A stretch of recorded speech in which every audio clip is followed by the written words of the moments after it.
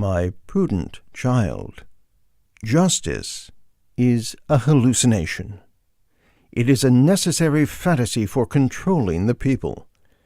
Even we will come to believe in it for years. It would seem that it is the only way to maintain our sanity, to tolerate inequality and the dominion of the wicked. However, if we truly love life, we must accept it in its entirety. This is the first sacrament of awareness. Life is not fair. I do not say this out of spite.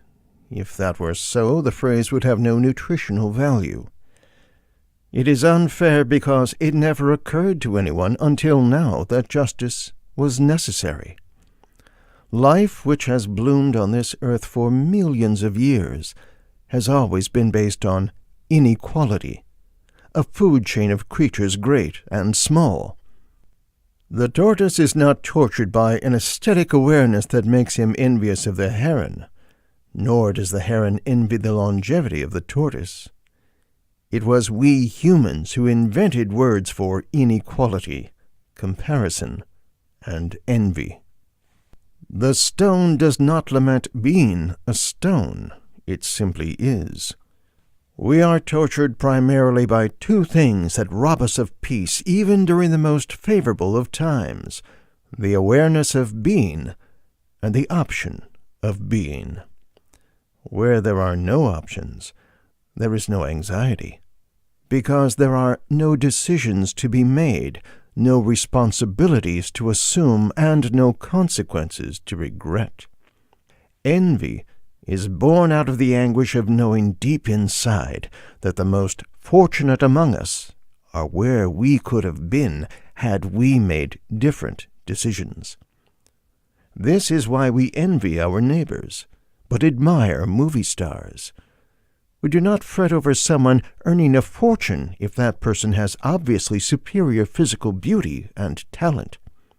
But we are peeved when a friend excels in society, especially if we consider that friend to be an equal.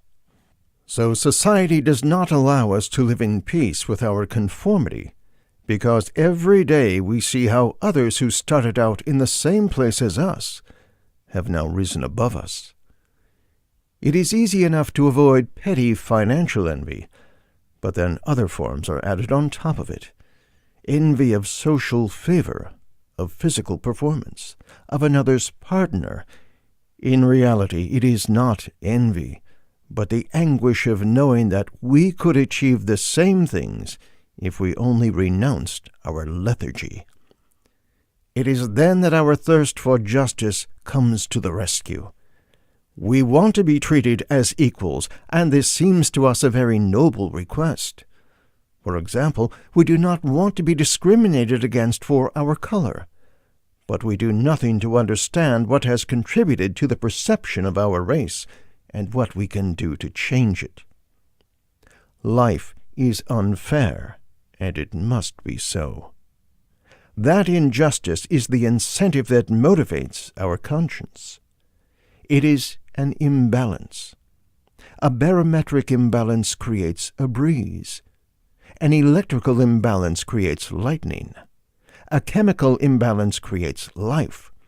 And social imbalance creates man. Love life, dear girl, unfair though it is. You will not be free from envy. Even after you purge your system of it, you must ask yourself which part of you felt offended. Your efforts will not be justly compensated, and there will be others who accomplish 100 times more at random. The only way to avoid a life of anguish is to enjoy your actions. Be your own sculptor. Enjoy creating and inventing yourself. Devote yourself to contemplation. I will not tell you to renounce the ambition of being loved in your early years. It is necessary to seek love and learn how much it hurts, before pondering whether the effort is worth more than your creative powers.